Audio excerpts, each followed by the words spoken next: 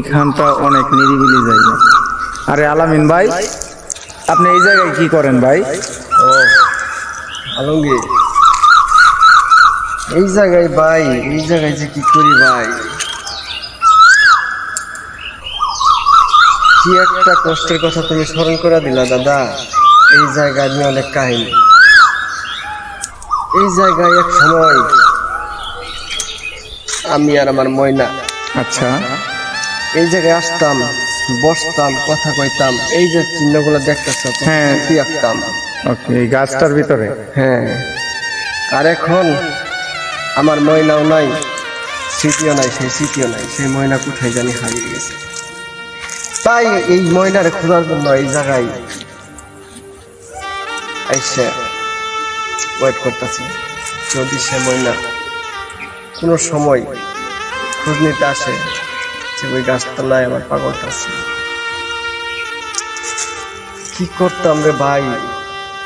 চণ্ডীদার যেমন ওয়েট করতো তার রজকিনীর জন্য, আমি এই জায়গায় আইছি আমার ময়নার জন্য। আপনার এত ভালোবাসা ময়নার জন্য? হ্যাঁ, সেই ময়নার জন্য ভালোবাসা। সে ময়নারে আমি একদিন কইছিলাম, এই ময়না তুই আমারে ভুলা যা। ময়না আমারে কইছিল, না আমি ভুলতে পারব না।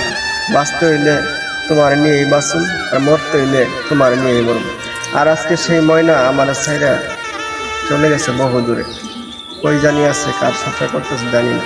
কিন্তু আমি আজও সেই মূর্তি পাথর আজও রয়ে গেলাম, কোনো বিয়ে শাদী করলাম না ময়নার জন্য। দাদা আলমগীর, তুমি আর আমার সেই কথা স্মৃতিগুলো আর স্মরণ করাই দিও না, ঠিক আছে? মনে অনেক ব্যথা, অনেক কষ্ট লাগে। তাই এই জায়গায় একা একা আইসা এই গাছগুলোর দিকে তাকাই আছি, যে গাছগুলাই আমার বর্তমান সঙ্গী।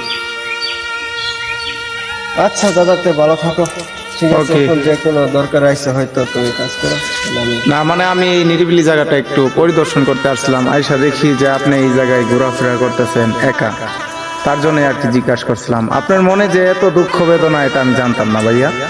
তো আসি, এখন আসি। আচ্ছা ঠিক আছে, ভালো থাকো। ওকে।